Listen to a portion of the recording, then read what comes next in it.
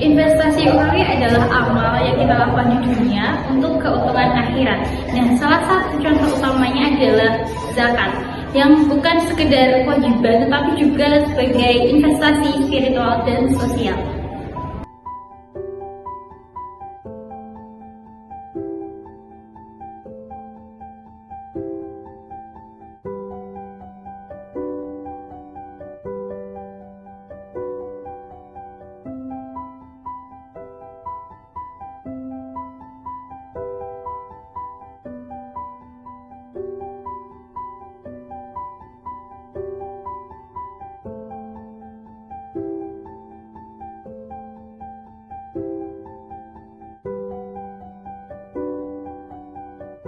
Di tengah kewajiban membayar zakat, tidak sedikit masyarakat yang masih bingung terkait cara pembayaran, atau bahkan muncul juga pertanyaan-pertanyaan, yaitu apakah ketika kita mengeluarkan zakat itu akan mengurangi harta kita atau malah sebaliknya.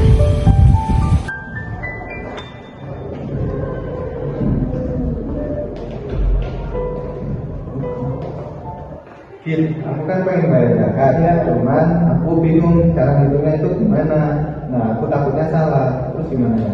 Memang kalau gaji kita masih sedikit, kita waktu membayar zakat ya. Kan kalau kita bayar zakat, nanti harta kita dan uang kita nanti berkurang. Nah, itu juga yang bikin aku ragu. Terus bagaimana? Nah, kalau begitu, apakah kita perlu tanya sama Pak dosen aja ya? Boleh? Iya, tanya. Oke.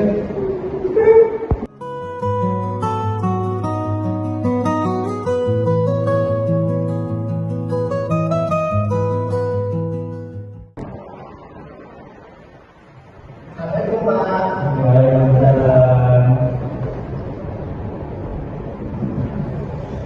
Ada apa dengan Pak? Ini kan kita masih bingung terkait zakat. Nah, itu kita bingungnya itu zakat itu bisa ngurangin harta kita enggak? Oh, terkait dengan zakat ya Mas. Zakat itu sebenarnya itu bukan mengurangi harta kita, akan tetapi zakat itu membersihkan harta kita dari hak orang lain. Karena setiap harta atau setiap rezeki yang kita terima itu ada hak orang lain juga.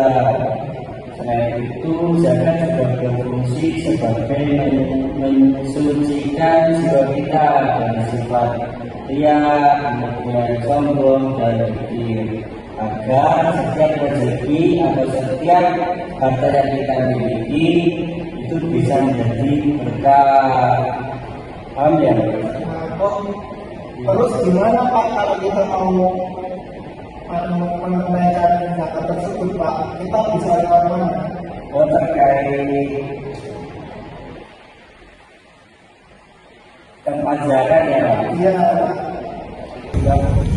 Di tengah kesibukan dan mobilitas masyarakat modern saat ini, membayar zakat jadi semakin lebih mudah, sebagaimana diatur pada Undang-Undang Nomor 23 Tahun 2011 tentang pengelolaan zakat.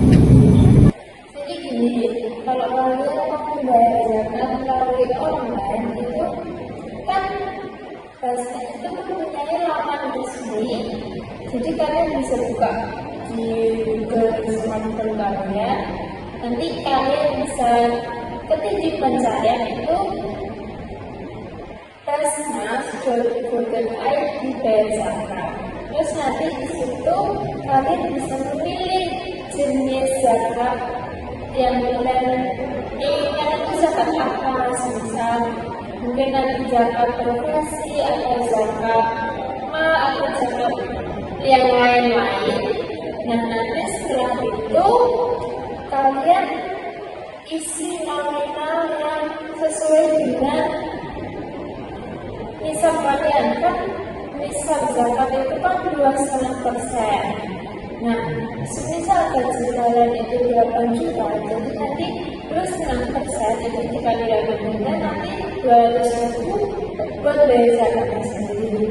Nah, habis kalian isi nominal, kalian bisa isi data diri yang ada di website tersebut. Terus setelah nanti isi nominal, nanti kan ada data diri yang harus kalian isi di website tersebut. Nah, setelah kalian mengisi nominal dan data diri tersebut, nanti kalian bisa lanjut ke pembayaran. Pembayaran itu bisa melalui kris atau e-wallet, banking atau yang lain-lain yang disediakan oleh website tersebut. Terus setelah itu sudah selesai. Jadi nanti kalian dapat bukti setor zakat yang sudah kalian isi di website tersebut. Oh, jadi kalau ada dosanya itu sangat membantu kita ya, karena kita tidak perlu mengunjungi kantor Basnas secara langsung. Perkembangan teknologi saat ini menghadirkan solusi praktis di mana pembayaran zakat sekarang tidak hanya lagi dilakukan secara langsung, tetapi juga bisa melalui platform digital. Jadi membayar zakat itu bisa kita lakukan di mana saja dan kapan saja. Terima kasih. Alhamdulillah, jadi kalian sudah paham ya.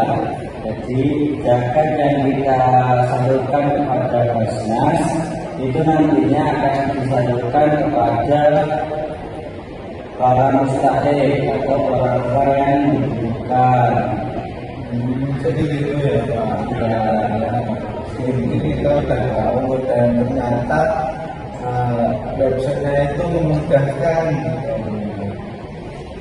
Nah, benar, itu malah memudahkan kita tinggal memilih pilihan mana yang nyaman dan cocok buat kita. Nah, jadi mulai sekarang kita bisa rajin untuk membayar zakat. Ya. Ayo. Jadi, zakat bukan sekedar kewajiban, tapi juga sebagai investasi ukhrawi yang memberikan manfaat bagi dunia dan akhirat. Nah, permasalahan yang ada itu bisa diselesaikan dengan ilmu, pencatatan yang baik, dan penyaluran dana yang tepat. Jadi, mulai sekarang, Zakat.